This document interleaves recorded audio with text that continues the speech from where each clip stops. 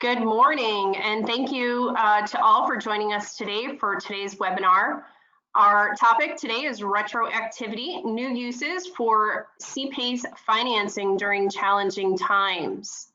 We're still waiting on some attendees to join us, so we're going to give this just a few more minutes. If we could hold on, and we'll get started in probably 2 minutes. Thank you.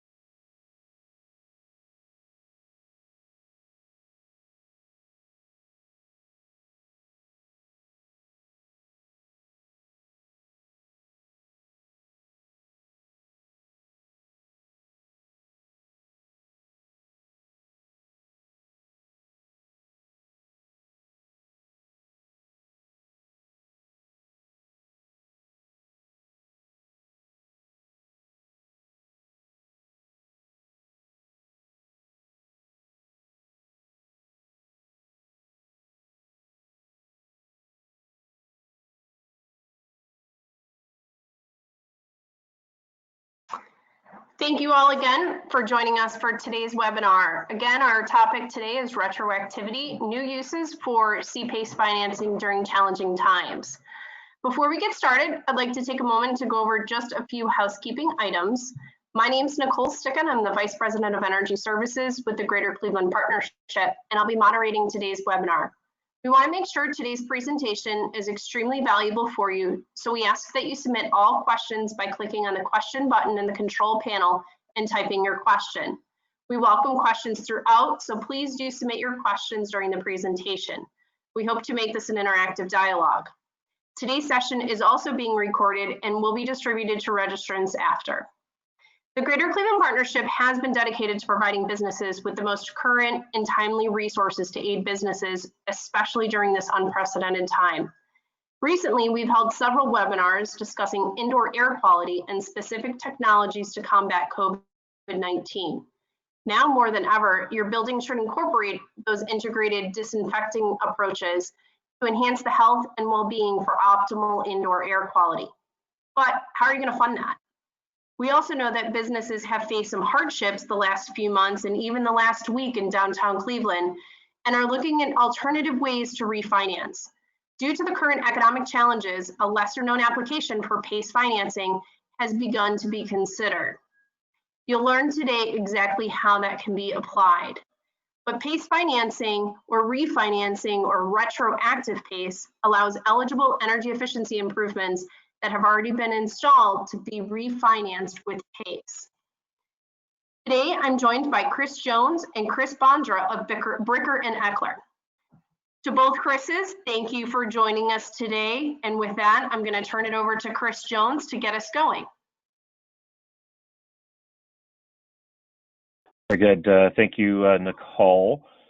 So one of the things, just at a real high level here, we are going to do is that there is going to be some kind of more PACE 101 and just an explanation of what has happened from a history standpoint, and then we will certainly get into the details of how you use PACE, but then also using PACE from a retroactive standpoint.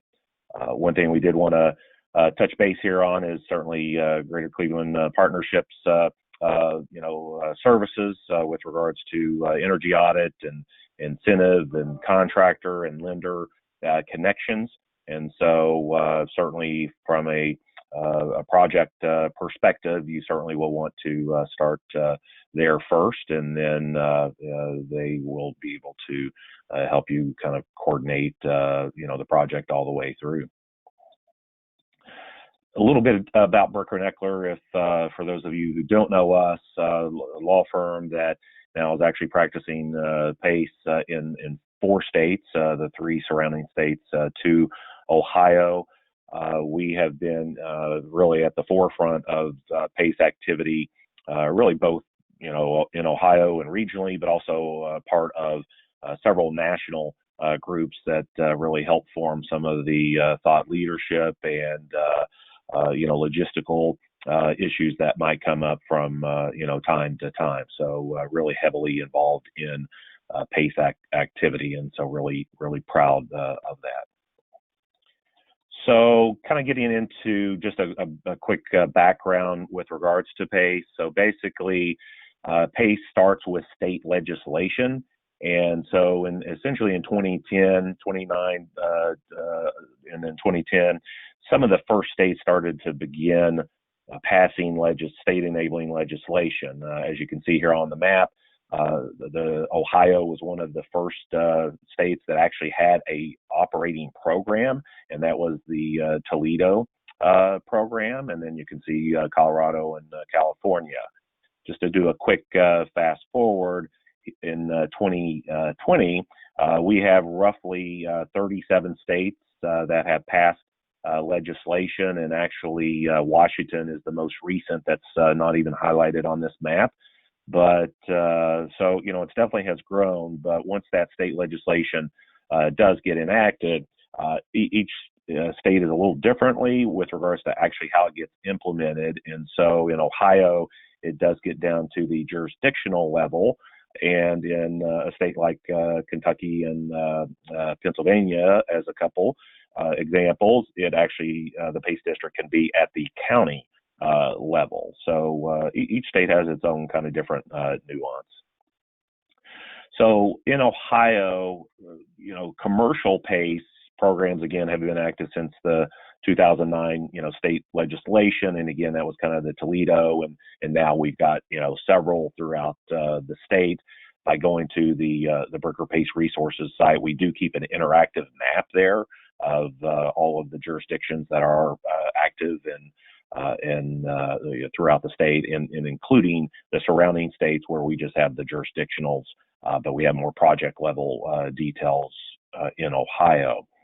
The other thing I did just want to mention is that Ohio is going to be now the fourth state that is actually implementing residential PACE. And so that simply just means it's single family residential homes. And so it works kind of completely from an implementation standpoint, really differently than commercial PACE, but did want to mention residential PACE, or R-PACE as it's kind of known around the country, because you'll probably see some press as time goes on. The state program actually was set to begin back in March during the National PACE Nation Trade Association conference that was going to be held in Columbus, but because of COVID-19, that conference was rescheduled for next year, and then there's been a delayed launch of that residential PACE program. So that actually, from my understanding, is actually going to be announced later this month.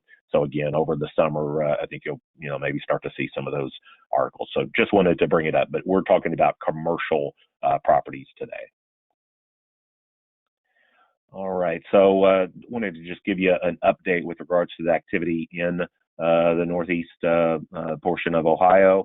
You can look and kind of see all the counties, but we are up to close to 46 million in total financings, and the pipeline continues to grow. I think those of us who have been in PACE here for several years with Ohio, we always thought that Cleveland and Northeast Ohio in general would be a very, very, high volume market for PACE. And I think that what we're kind of seeing develop over the past, year, and then coming into this year, I think that's going to prove out. So a lot of great activity that is happening. So those are some updated numbers. And again, those are all kept up to date on the PACE resources page. Just a quick, look here at the actual program. So, as we mentioned earlier, logistically, the PACE districts, called the Energy Special Improvement Districts, get created. And then typically there's a program administrator for those. And all of the state has coverage as far as the program administrator. But again, we would, definitely recommend you start with Greater Cincinnati Partnership with regards to, any potential projects that you might have.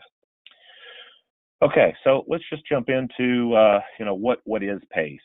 And again, for some of those that might be on the phone that have never heard of this, that's kind of where we're going to, start and just make sure we have all of the informational bases covered. So PACE is an acronym, so it stands for Property Assessed Clean Energy. And in short, it's really special assessment financing. And so as we kind of mentioned a couple slides ago, it does, at least Ohio legislation does allow for single family residential, but also all of the commercial property types. So we are talking about property assessments.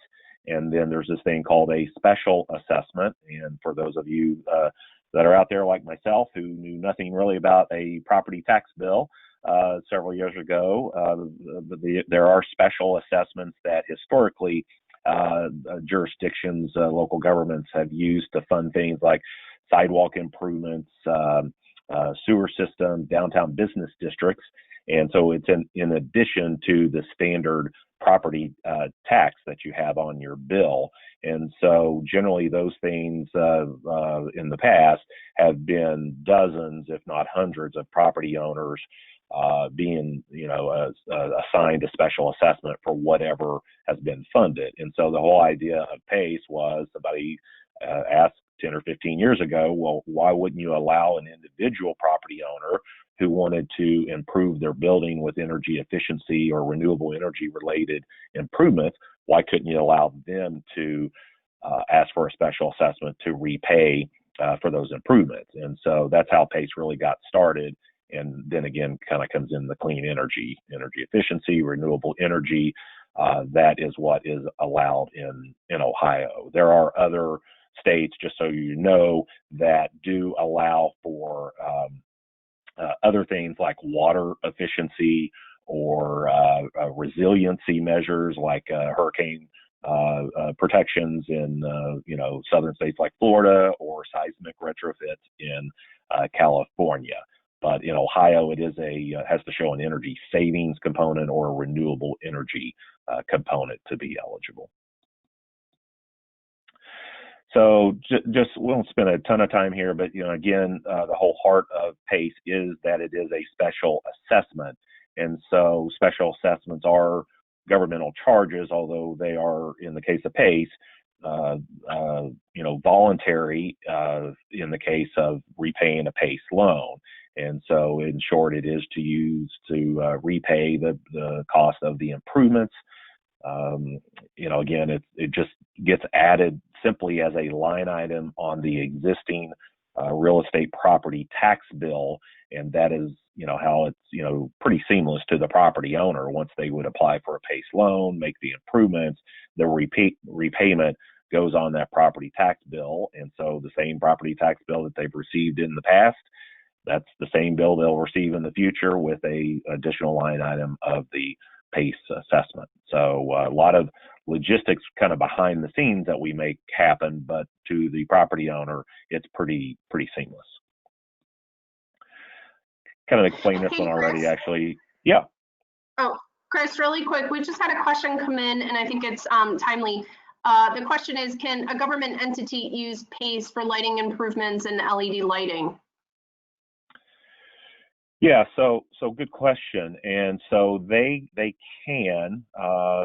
What we have seen in Ohio is that it's been a few governments have actually used it, but we're talking really more local government. So like county level, city level, village level. And so just one example that we give is the city of Toledo.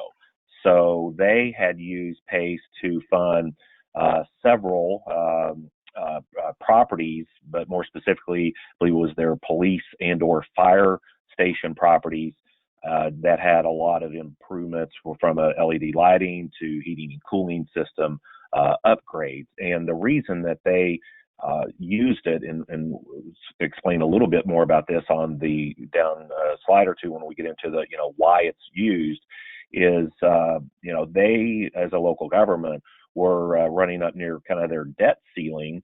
And so PACE, because the repayment does sit on the property tax bill, and it's not kind of technically, on the book, so to speak, tying up existing credit lines, that's why it is actually we believe beneficial for local governments to take a real serious look at using PACE to finance those related improvements. And I would just add to that as well is that we get a lot of questions about nonprofit organizations. So nonprofits also can use PACE, even though they don't pay the standard property tax. Again, this is a voluntary request by the private property owner for the special assessment to repay the PACE loan. So nonprofits, YMCAs, and Nicole, I believe that there was a library in the Cleveland area that also had used PACE as kind of one example there on the nonprofits. So yeah, so this kind of gets down into then, why are people using PACE? And so, versus traditional loans, some of those reasons are, as we have here on the slide. So PACE does not require a down payment by the property owner. It's 100%, financing. There is no personal or business guarantee, and that turns out to be a really big benefit to property owners. Again, it preserves credit lines. So if a property owner were to, walk down the street to their traditional bank, take out a loan, that is going to essentially go against, any additional loans that they would need for non-building improvements, such as operating, expenses or, credit lines, things of that nature, operating credit lines, things of that nature. PACE really does not do that, even though there is a loan that is on the property.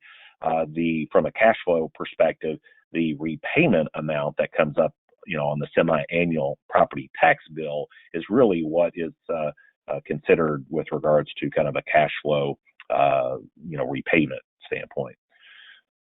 Resolve split incentives, so triple net leases. This is, extremely important for, downtown office buildings or any other office retail scenarios where you do have triple net lease tenants who are paying the utility bill. And you might have, as a quick example, you might have an LED lighting retrofit of the entire building, including common areas and tenant spaces. And so in those scenarios, the tenant is the one that's going to really benefit from the improvement. Generally, they're going to get better quality of light, but in addition, they're also going to reap the benefit of the lower energy bill related to that. So PACE actually allows for the property owner to make that whole building improvement, and then they can also pass through some of the special assessment costs related to the improvement. And we've seen that really across the spectrum. We've seen situations where property owners have worked with their tenants and passed the entire special assessment through, or they pass just a portion of it through, depending upon what their lease structures look like. Another one I would add into this one also that becomes a really big benefit is, let's just say you have, and we've had this scenario, but let's just say you have an office building owner who's trying to attract a tenant a large tenant to a building that basically would occupy, let's just say, half the space or even all of the space. And that office building owner is saying, well, this is an as-is building, but the tenant wants to certainly make improvements to it. And so in those scenarios, we've seen where the owner does agree to the PACE loan for those energy efficiency related improvements, but they amend their lease agreement to where the tenant is actually paying the PACE assessment in whole, even though that's not a triple net lease situation. It worked out great for both the owner and the property tenant. Off-balance sheet treatment we talked about. Another benefit is the PACE loan amount, low loan terms. It is a fixed rate and a fixed payment amount for the term loan. And a lot of property owners like that because they know what that amount is going to be and can put that into their cash flow projections. Unlike, maybe like a fixed amount or an adjustable rate. And so that is the nature of the PACE loans. The long-term nature also is obviously a very specific benefit to PACE. And so what happens there, unlike traditional loans, is that the term can go out as long as the useful life of the improvements. In Ohio specifically, the state legislation actually does state that 30 years is the maximum term. So even though you would have, let's just say, a downtown office building that would want an elevator replacement, which generally elevators can have a 30-year plus useful life, the term for that scenario would be a maximum of 30 years. But if you had a 10-year useful life on a LED lighting retrofit of a building, then a 10-year term is what it would be. If you had a multiple improvement, so LED lighting, a solar array, it may be like a 25-year useful life, and heating and cooling systems that generally come in at 15 to 20 years. In that case, you would use a blended weighted average to arrive at the term. But the long-term nature of PACE is definitely one of the main benefits. And then the last one, it does actually transfer with the property. So if the property is sold, the new property owner would come in and just pick up the the PACE assessment as it's paid on the property tax bills. Of course, that is fully negotiable between the selling property owner and the purchasing property owner with regards to if it does, go through. Typically, we've seen maybe a reflection in the sell price that would carry on with the special assessment, and each is different. But just the legal technicality is that it does transfer cleanly with the property upon sale. Another quick slide here is with regards to just kind of showing some of the numbers. So what we're doing here on the left side of this slide in all the blue boxes is kind of a traditional financing with a new construction type of project. So, typically if a bank likes the deal, they'll say, we'll, provide a 65%, debt construction loan. Typically there's a 15%, mezzanine or preferred kind of equity that kind of comes into it. And then, and then a lot of cases, there's actually cash equity that's required of the property owner to make that deal work. And so as you can see, the kind of the middle boxes there where we're talking about the cost of the kind of the mezzanine or preferred equity type of funding that would go into that deal, roughly, what we have seen on the market is that, 12%, rate. If you look over to the right side there where PACE is basically replacing that higher cost of mezzanine or, again, preferred equity on a new construction deal, it makes the math really, really easy. I mean, the CFOs who look at this, they don't need to understand anything about energy efficiency related, reduction in operating costs. Their, cost of capital is what this is all about on the front end of these projects. And so that's why we've seen such a huge increase in new construction application to PACE, not only in Ohio, but around the country. All these developers that are, have been using it, once they understand this, yes, they continue to use PACE for that reason. Just a quick overview here with regards to really kind of how PACE works. What we're trying to show is on the left diagram and building where you have an existing building, there does need to be equity in the property. And so, for example, let's just say for rough numbers that the property was a $1 million appraised value. We have, some PACE lenders that will provide up to 30% of the appraised value as far as the maximum PACE loan. So in this scenario, $1 million appraised value, a $300,000 maximum PACE loan would be available, but there does have to be in that example at least a 10% equity that's in the building. So for example, if there was 5% or less equity in that building to start off with, it would be highly unlikely that you would have a PACE lender, capital provider that would fund that deal. Looking at the new construction aspect or gut rehab, which is really kind of the same economics and underwriting. In that case, the PACE maximum loan would go to about 20%. Again, each deal is differently, but general underwriting, about 20% is what we see based on the as completed appraisals for the new construction gut rehab type of projects.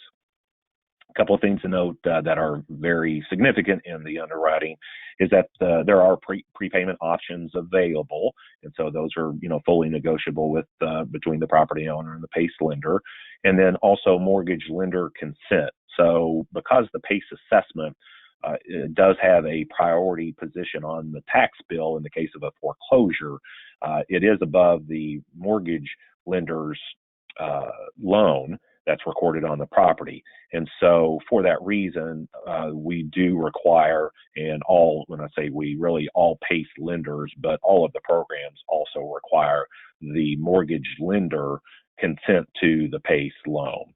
Other states, in most states actually, the legislation does require it, but even states where the legislation does not absolutely require it, and actually Ohio is one of those, again, all of the PACE lenders and all of the programs have certainly agreed that that is a best practice to require the mortgage lender consent. Wanted to then kind of get into, really how PACE can be beneficial. So because PACE is what I'd like to call a clean one-for-one, meaning that it is just capital that comes in and can be layered into capital stacks. So, other things for those that are out there from an economic development standpoint, where there's, might be a TIF, there might be historical tax credits, there might be other bonds that are providing capital to a project.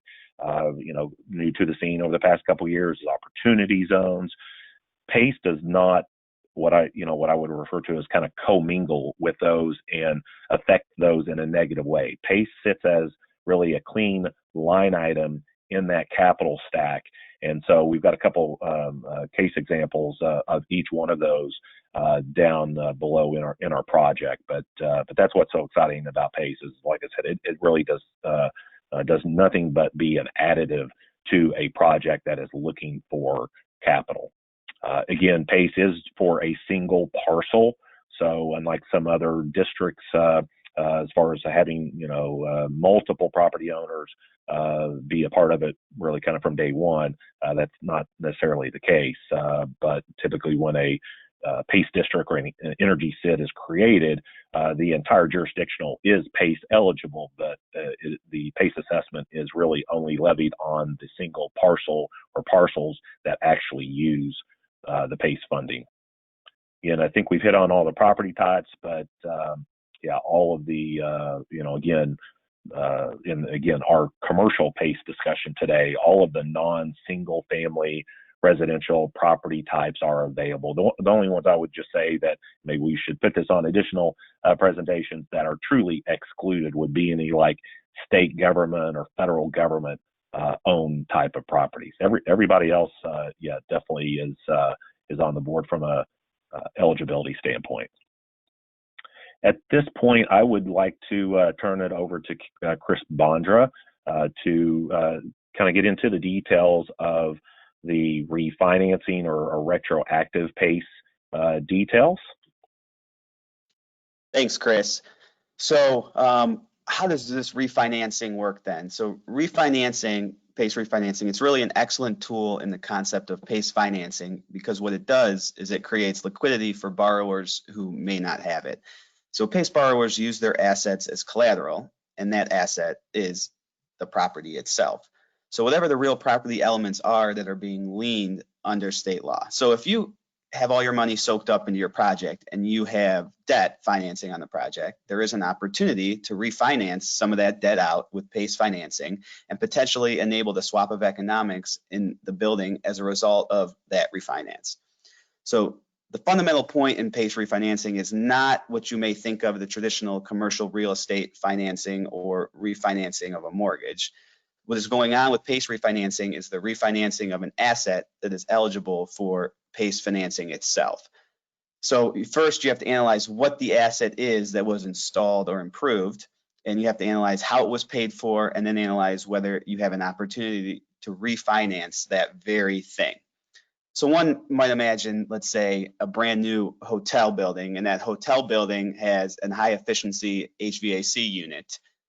But that was paid for, and when the whole project, when the hotel was built a year ago with the construction loan and sponsor equity.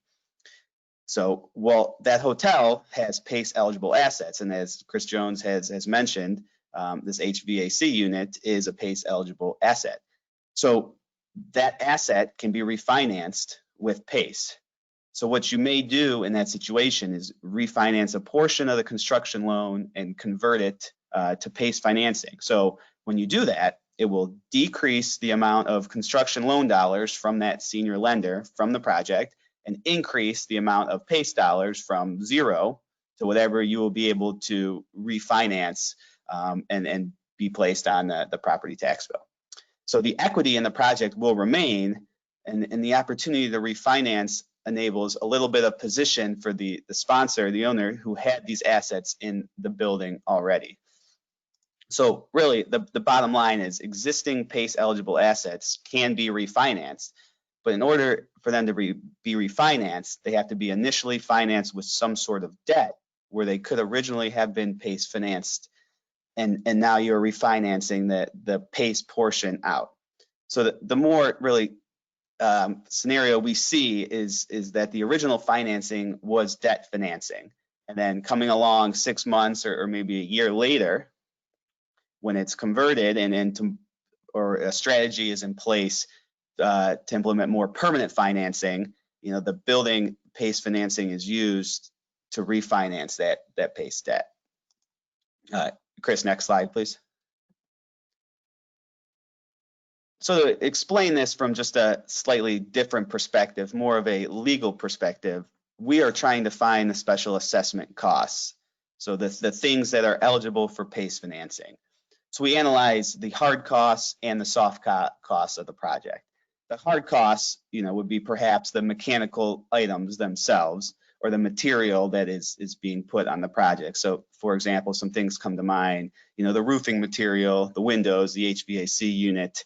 The soft costs is, the financing costs of the professionals and the capitalized interest. So for any of those things to be eligible in the first instance, they have to be related to energy efficiency or alternative energy measures. So when you come around to refinance these things, you have to find and then trace back those assessment costs. The general rule here to follow is debt finance hard and soft costs. You can refinance with PACE financing. But if you had cash funded those hard and soft costs, you cannot. And the reason is that once somebody puts cash and allocates that cash to the asset, the expenditure is over and the asset has been paid for. So if you paid for things with equity, then you paid for them with cash. To revive that item later really does not work under the special assessment laws. The reason is that these laws require an eligible asset that has a live expenditure associated with it. So if you have not paid cash and instead debt finance that expenditure, you can revive it for PACE purposes when you do a refinance. In other words, if you haven't really paid off the principal amount of that asset, if you have originally financed it with debt. So what you're doing is you're just really swapping out the PACE financing for debt. And notice you have to have that live expenditure associated with it, and you have to reasonably trace it back to that PACE eligible improvement. And really, the final point here deals with inducement. And sometimes there are different programs that enable a different inducement procedures to allow property owners who might be in the process of financing or refinancing a project. And the inducement really enables the property owner to just go ahead and do what they need to do. So, maybe they apply equity to pay for the asset, but the inducement acts as a governmental act to preserve the qualification of the asset as a PACE eligible asset. So there are different rules that apply to different programs, but the inducement might be a way forward if you're looking at a particularly brand new project and you just aren't sure how you are going to finance it. If you want to preserve the right to use PACE financing, you may ask about inducement for the project. So, these are some of the high points of PACE refinancing. Some of the questions we get is how far back can you go in order to refinance these PACE eligible costs. And really, there is no bright line test. It's, it's not cut off at a year, it's not cut off at 6 months, but it may be depending on local laws. And Chris Jones mentioned the Energy Special Improvement District. They may have rules and procedures in place that govern PACE refinancing. So, really, there is no bright line test. Generally, you could go back a year. You may be able to go back a little bit more depending on local jurisdictions. And then next, we're going to cover some case studies that we've seen and that have applied PACE. All right. Yeah. Thanks, Chris. I would only add just a couple things. Actually, what you were just saying though is that yeah, with regards to kind of how far back. One of the things to keep in mind, I would just say kind of in general, is that we would say probably 2 to 3 years, but each program is definitely going to have a stated how far back they'll go. But no matter what a program has as the definitive line, is that if all of those things that Chris Bondra stated were true, the application for that refinancing a retroactive PACE has to really show all of the same things as if you were applying today. The energy savings, the stated useful life, all of those that would have to essentially have an energy audit or some kind of energy analysis would have to be done and brought forward. And so what we've seen with some potential refinancings, some of that documentation was challenging, let's just say, and kind of didn't bring it forward. So that would be just another thing I would say to keep in mind for anybody that's out there kind of looking for that. So yep. All right, so just going to get into some regular case studies just to show everybody kind of how PACE can and does work before we show 2 or 3 case studies that actually were refinancing. So this first one is just an existing building that used PACE down in the Columbus area. This particular project was, as you can kind of see, an office building type, and it actually was a complete kind of gut of the building. And so, as you can see, the amount of the PACE financing, pretty good energy savings there, and it was used for lighting and in HVAC. The same company for the previous kind of gut existing building, once they learned that PACE could be used for new construction, they had a new construction project that was in the southern area of Columbus in Grove City, and they used PACE, as we showed in the underwriting example, to fund a portion of the capital that was needed for that building, and all of the energy efficiency related improvements that were eligible is what got applied. Here's one that when we were talking about the full kind of capital stack and how PACE kind of comes into it, I know that this slide is going to be sent out, but it's also on our PACE resources slide for those of you that might not be able to see the real fine details.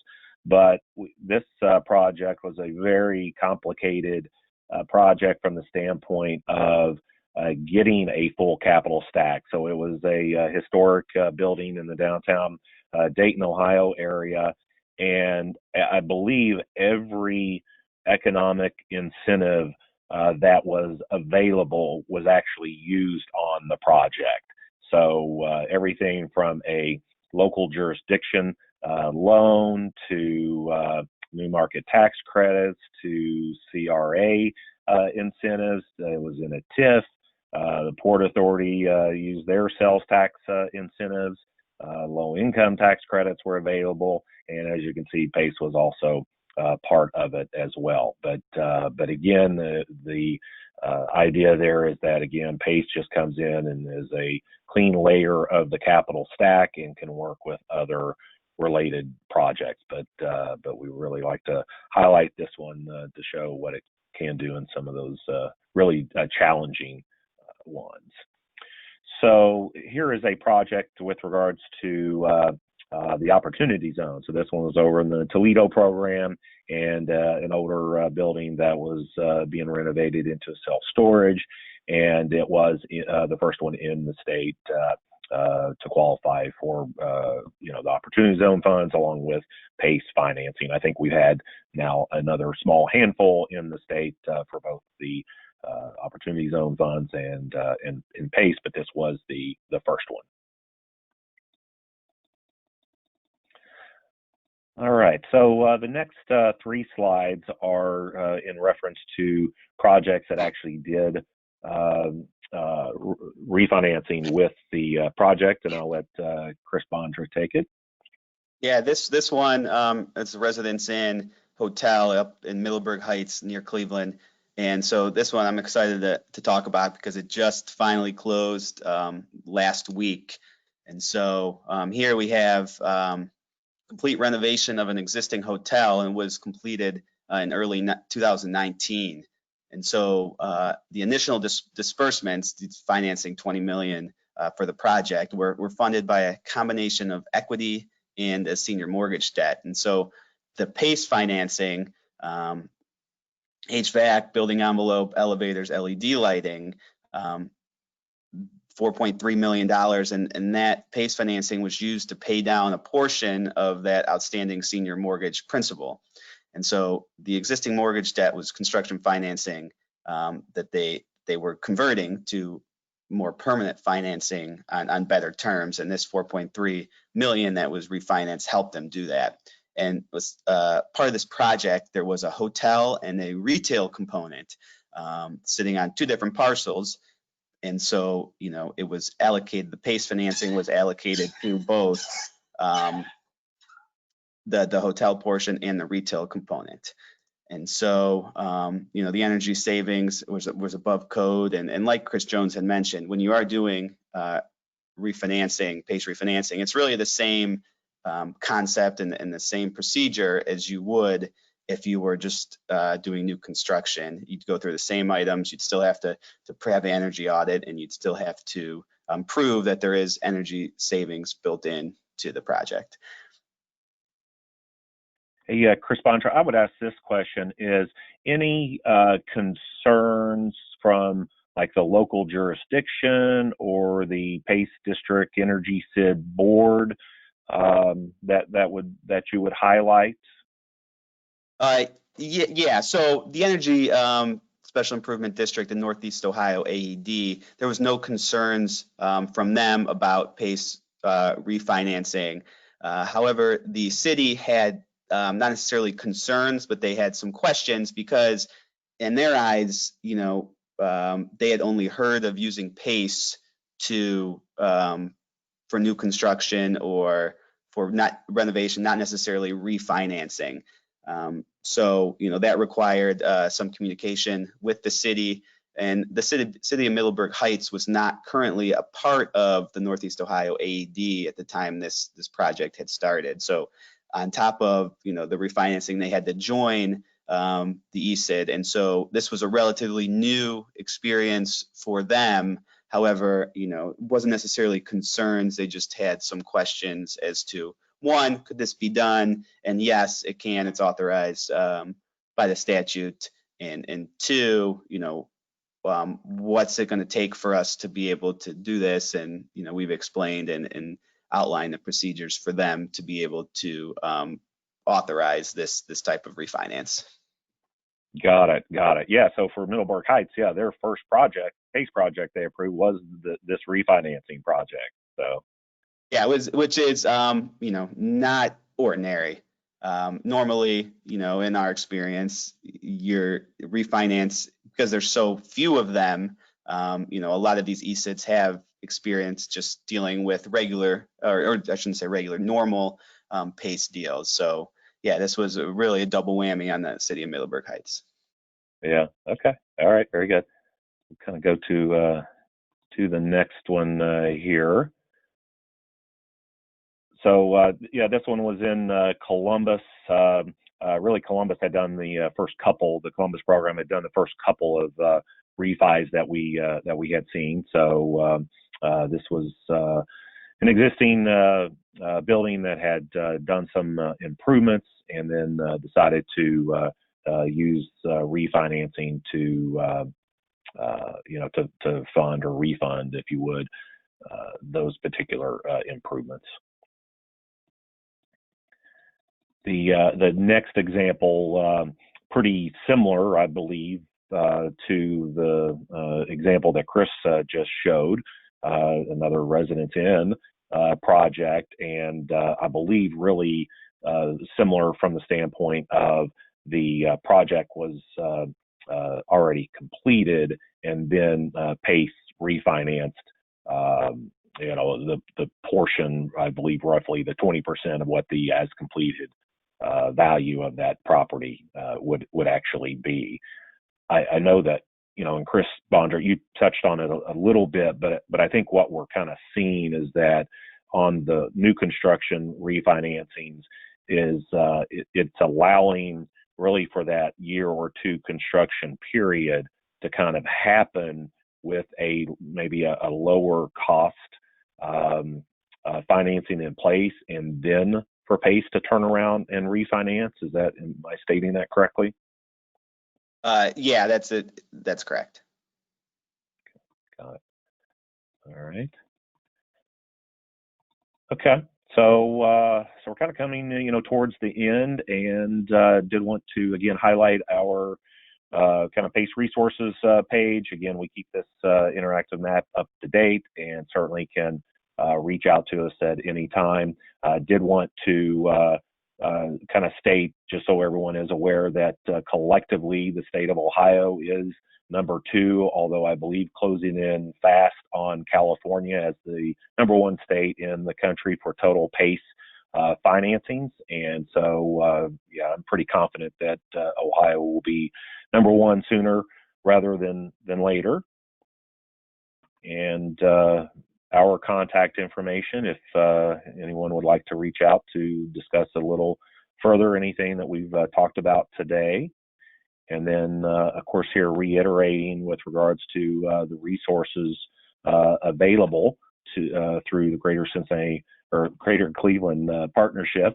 And Nicole, I don't know if you want to, add anything, additional here, or if there's any additional questions that anyone might have. Thank you both to Chris Jones and Chris Bondra. Yeah, I would add that for any of the buildings that are First Energy customers that are non-residential, that are greater than 10,000 square feet, you can actually get a free energy audit through the Greater Cleveland Partnership. There's no upfront cost, and it's not like it's a rebate. So definitely take advantage of this, because if you're considering PACE financing, the audit is required to justify the energy savings of your project, whether that's new or for refinancing purposes. We've partnered with NOPEC, for instance, to help with several of their projects that have been considering the financing through NOPEC. And then while First Energy doesn't have any, while they've suspended their rebate programs, there are still some incentives out there through PJM that we are facilitating and helping businesses capture for specific things like lighting. So if you're doing lighting upgrades, there are rebates available for that, and that's in the form of cash. So don't miss out on that opportunity. We apply for it after the project is complete. And we always like to stress that using local reputable contractors is really important. We've seen so many businesses struggle with labor and product warranties by just finding some contractor. And so we do have a contractors network that these contractors have been long-standing businesses that we know are reputable. We've worked with them on a multitude of projects, from lighting, HVAC, solar, various mechanical systems, etc. So, and then lastly, we'll help you coordinate those estimates from various PACE lenders. One thing that you'll find with PACE lenders is that they're not all the same. Just like any contractor, it's good to shop it around to understand what their terms and interest rates are. And so we will help coordinate that. And as you know, the largest metro chamber of commerce in the United States, that's our role, is to help you triage and navigate all of these resources and take the onus off of you to be that energy advisor to your company. There's a couple questions that have come in. Is there a minimum amount you've seen financed or financed for a commercial PACE project? Yeah, that's a good question. It gets asked a lot. There isn't necessarily a hard basement floor with regards to the amount, kind of anything legislatively, but just in practice and kind of market conditions, anything that starts getting below $200,000 gets a bit challenging. But I would say definitely anything under $100,000 gets a bit challenging. Mm-hmm. There are a couple sources out there that have funded under $100,000 before, but more so it kind of gets packaged in with potentially a bond or something like that was already getting ready, and so to kind of include it in a short-term nature is something. But I guess I would say really the short answer is $100,000 and up. Right, and that's typically what we have seen outside of NOPEC. NOPEC will do smaller PACE financing loans if your community is within a NOPEC district. Another question that came in is who do they contact for an energy audit? I will put in the chat function here my contact information to contact me, my team, to coordinate that energy audit. And with that, I'd like to definitely thank both of our Chris's today. This has been a really great conversation about how to finance energy efficiency improvements, whether it's a new project or in a retroactive state. We've talked about leveraging the Greater Cleveland Partnership team for that energy audit, the contractors, the PACE lenders, the rebates, and definitely hope that you will consider looking at ways to utilize this great financing tool. So with that, Chris Jones, Chris Bondra, any final thoughts and comments? Yeah, so this is Chris Jones. I would jump in and just also on the point of incentives that you made is just kind of keeping in mind that PACE can actually fund the gross amount of what the project is, and then any incentives, whether it be a cash rebate, as you stated, from kind of the lighting, really just goes directly back to the property owner. So I just wanted to kind of make that point as another example of real benefit of using PACE again to fund the gross amount of the project, and any incentives or rebates can come back to the property owner from a net standpoint. But that's all I have, Chris Bondra. Yeah, I would just just like to say thank you guys for attending, and hope you found this informative. And feel free to reach out, as Nicole had mentioned, whether you need any contractors or anything, any other questions, just feel free. We're available and we're resourced to you guys. Okay, well, thank you all for attending today's webinar. It will be posted on our InGear website and also sent out after today's conversation. Please do reach out if you have a project that you are considering, and we look forward to assisting you. Thanks, and have a great weekend.